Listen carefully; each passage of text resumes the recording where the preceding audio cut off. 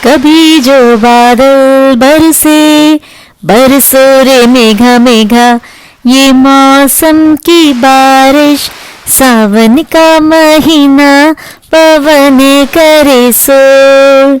बच्चों, ये सभी गाने सुनकर आपको कुछ आइडिया लगा मैं किस मौसम की बात कर रही हूँ?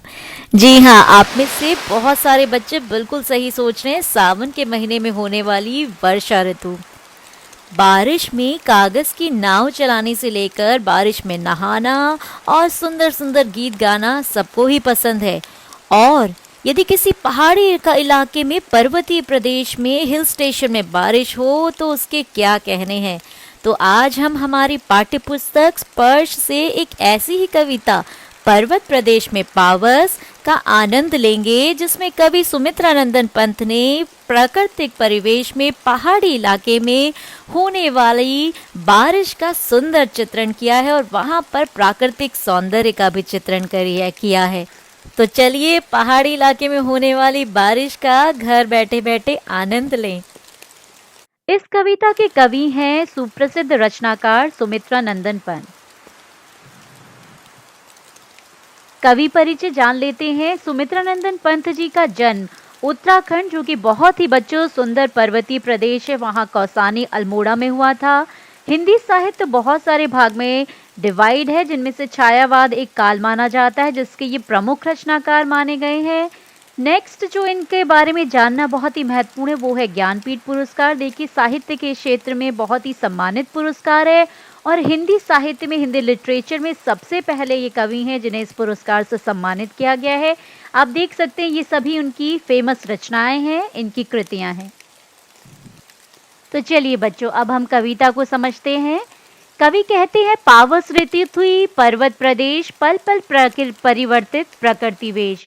अर्थात वर्षा ऋतु का वर्णन करते हुए कवि कहते हैं कि पर्वतीय प्रदेश में वर्षा ऋतु का समय था। इस वजह से पल पर मतलब हर क्षण जो प्रकृति है, प्राकृतिक सौंदर्य है, वो परिवर्तित हो रहा है। आप बच्चों, यदि आप किसी पर्वतीय प्रदेश में गए हो या आपने बारिश को देखा हो तो आप देखिएगा, वहाँ ऑब्जर्व करिए कि पहाड़ी इलाकों में वर्षा के समय जो है वो क्लाइमेटिक चेंजेस, वेदरिक चेंजेस बहुत ही जल्दी जल्दी होते हैं। अर्थात प्रकृति बहुत ही सेकंड्स में अपना रूप परिवर्तित कर देती है। अर्थात कभी अचानक से बारिश हो जाती है तो कभी अचानक से धूप आ जाती। इतना ज़बरदस्त फ्लक्चुएशन देखने को मिलता है पहाड़ी इलाके के वेदरिक कंडीशंस को। कवि कहते हैं, मेखलाकार पर्वत अपार, अपनी सहस्त्र दृग सुमन फाड़, अवलोक रहा है बार बार, नीचे जल में निज महाकार। तो देखिए बच्चों, कवि कहते हैं जो पर्वत है, आप पहाड़ी इलाकों में देखेंगे पर्वतों की श्रृंखलाएं होती हैं, सीरीज होती हैं, तो वो मेखलाकार है। मेखलाकार का अर्थ होता है कमर में जो हम कमर बंद पहनते हैं, उस तरीके के पर्वतों की श्रृंखलाएं, सीरीज दिखाई दे रही हैं। क्योंकि बहुत सारे पर्वतों की श्रृंखलाएं होती हैं, उनकी अनइवन शेप होता है, इसलिए उसकी तुलना जो है कमरबंद से की गई है। नेक्स्ट कवि कहते हैं कि वो अपने सहस्त्र दृग सुमन फाड़, आपने देखा होगा कि पहाड़ों में बहुत सारे सुंदर सुंदर फूल भी खिलते हैं, तो बहुत सारे हजारों की संख्या में वहाँ फूल खिले हुए हैं और उनकी तुलना कवि ने दृग अर्थात नेत्र से की है। कवि को ऐसा महसूस हो रहा है, ऐसा प्रतीत हो रहा है कि पहाड़ों में उगने वाले फूल ना होकर वो पहाड़ों के नेत्र के समान है, आंखों के समान है, अवलोक रहा है बार बार। और वो जो आंखों रूपी जो फूल है, अर्थात उनकी तुलना आंखों से की गई है फूलों की, तो वो जो आंखों रूपी फूल हैं पहाड़ों के, वो देख रहे हैं बार बार। किसको देख रहे हैं? नीचे जल में निज महाकार। आपने देखा होगा पहाड़ों के नीचे तालाब या नदियां बहती हैं, तो विशालकाय जो नदी बह रही है उसमें स्वयं के रूप को पहाड़ जो है अपनी फूल रूपी नेत्रों से देख रहे हैं। जिसके चरणों में पलाताल, दर्पण सा फैला है विशाल। ये देखिए, जो चरण है पहाड़ों के, जो चरण है अर्थात उनका जो बेस है, वहां पर मैंने आपको बताया तालाब है, नदियां बहती हैं, तो कवि को ऐसा लग रहा है, यहाँ पे देखिए तुलना की है कवि ने, जो पानी है, जो तालाब है, वो आईने के समान लग रहा है, दर्पण के समान लग रहा है। तो ऐसा लग रहा है जैसे पहाड़ अपने नेत्र, जो पुष्प रूपी नेत्र हैं, उनसे जो तालाब है उसे दर्पण की तुलना की गई, तो अब उस दर्पण में अपना स्वयं का विशाल स्वरूप निहार रहे हैं। इस देखिए काव्यांश के माध्यम से कवि ने जो पहाड़ी इलाकों में जो झरने बहते हैं, जो बहुत ही ब्यूटीफुल लगते हैं, उसका वर्णन किया है। कवि कहते हैं, गिरी का गौरव गाकर झरझर मद में नस नस उत्तेजित कर मोती की लड़ियों से सुंदर झरते हैं झाग भरे निर्झर। कवि कहते हैं कि जो गिरी अर्थात पर्वतों से जो झरने बह रहे हैं, वो ऐसा लग रहा है जैसे पर्वतों का गुणगान कर रहे हैं, उनकी प्रशंसा में बह रहे हैं, और उन्हें देखकर हमारी जो नस नस है वो उत्तेजित अर्थात हम प्रसन्न हो जाते हैं। आप देखिए, जब आप झरने को बहता हुआ देखते हैं तो आपका मन प्रफुल्लित हो जाता है, बहुत आनंदित हो जाता है। मोती की लड़ियों से सुंदर, वो इतने सुंदर हैं, इतने प्योर और क्लीन है कि ऐसा लग रहा है जैसे मोती की लड़ियां हैं, उसके समान सुंदर हैं। झरते हैं झाग भरे निर्झर, तो ये जो झरने हैं वो इतना सुंदर, जैसे झाग होता है वैसे निरंतर गिरते जा रहे हैं और बहुत ही ब्यूटीफुल लग रहे हैं।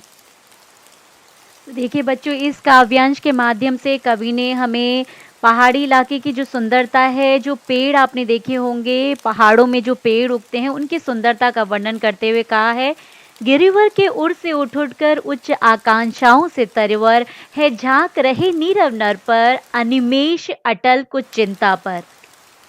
कवि कहते हैं कि गिरिवर अर्थात पर्वतों के उर से अर्थात उनके बीच से आपने देखा होगा बड़े बड़े विशाल काय हरे हरे पेड़ जो हैं, ऊंचे लंबे पेड़ उगते हैं। ऐसा लगता है जैसे उनकी बहुत सारी ऊंचे उठने की आकांक्षा है, कामना है, और वह झांक रहे हैं, देख रहे हैं नीरव नभ को अर्थात शांत आकाश को, अनिमेष होकर एकटक भाव से अटल होकर एकदम चुपचाप चिंता में व्यस्त आसमान को निहार रहे हैं।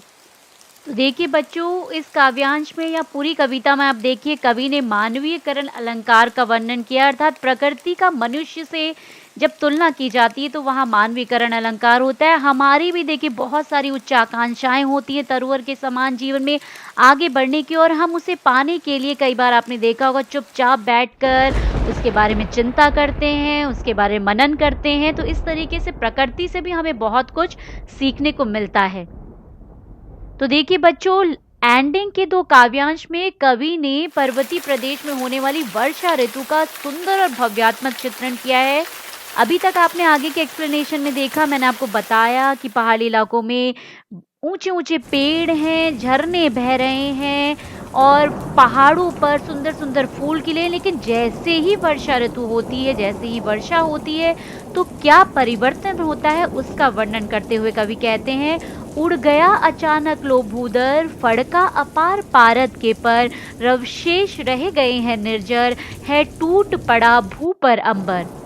तो देखिए बच्चों, कभी आप देखिए पहाड़ी इलाकों में जो वर्षा ऋतु बहुत ही अनएक्सपेक्टेड होती है, इवन वेदर बहुत ही अनएक्सपेक्टेड होता है, तो वही कवि कह रहे हैं कि अचानक से वहाँ कब बरसात हो जाए इतनी अनएक्सपेक्टेड होती है, एकदम क्लीन वेदर होता है और एकदम से फ्लक्चुएट कर जाता है। तो उसी का वर्णन कवि कहते हैं कि अचानक से ऐसा लगता है जैसे भूदर अर्थात पहाड़ गायब हो गया और चारों तरफ जो है वो आप देखिए धुंध जैसा, कोहरा जैसा छा जाता है, एकदम अंधकार छा जाता है। बारिश होने से तो पहले एकदम अचानक से ही हो जाता है। अब केवल रवशेष रह गए हैं निर्जर, अब इतना धुंध हो गई है, चारों तरफ फॉग, डेंस फॉग फैल गया है, तो जो निर्झर थे अर्थात जो झरने थे उनकी केवल आवाज मात्र रहेगी, वो दिखाई तक नहीं दे रहे हैं। और है टूट पड़ा भू पर अंबर, ऐसा लग रहा है जैसे बादल है वो धरती पर टूट पड़ा है, अर्थात धरती पर टूट पड़ने का अर्थ है मूसलाधार बरसात, काफी हैवी रेन होने लगती है।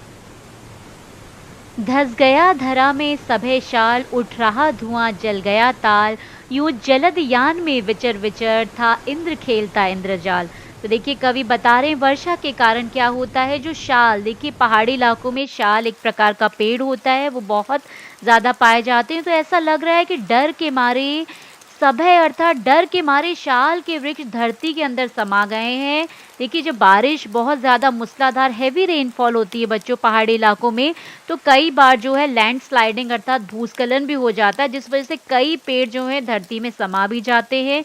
तो इस तरीके का परिवेश देखने को मिल रहा है। उठ रहा धुआं जल गया था और चारों तरफ जो है वो धुआं सा फैल गया, एकदम कोहरा सा छा गया, डेंस फॉग छा गया है। तो उसे देखकर कवि को ऐसा प्रतीत हो रहा है जैसे जो तालाब हैं, जो तालाब होते हैं पहाड़ी इलाकों में, उसमें आग लग गई और उसके कारण चारों तरफ धुआं फैल गया है। नेक्स्ट कवि बताते हैं इंद्र देवता, जो कि वर्षा ऋतु के देवता माने जाते हैं और जो इंद्रजाल करने के लिए प्रसिद्ध है, अर्थात जादूगरी करने के लिए प्रसिद्ध हैं। तो कवि कहते हैं कि ऐसा लग रहा है जैसे जलदयान अर्थात बादल रूपी विमान में बादलों को अपना व्हीकल बनाकर इंद्र देवता चारों तरफ पहाड़ी इलाकों में विचरण कर रहे हैं, घूम रहे हैं और अपनी जादूगरी से उन्होंने सब कुछ अचानक से बदल दिया, सारा का सारा रूप परिवर्तित कर दिया है। तो बच्चों, ये हुआ पर्वत प्रदेश में पावस कविता का एक्सप्लेनेशन। इस पोएम के एक्सप्लेनेशन रिलेटेड यदि आपको कोई भी क्वेरी है, कोई भी प्रॉब्लम है, तो आप इस वीडियो के कमेंट बॉक्स में लिख सकते हैं। धन्यवाद।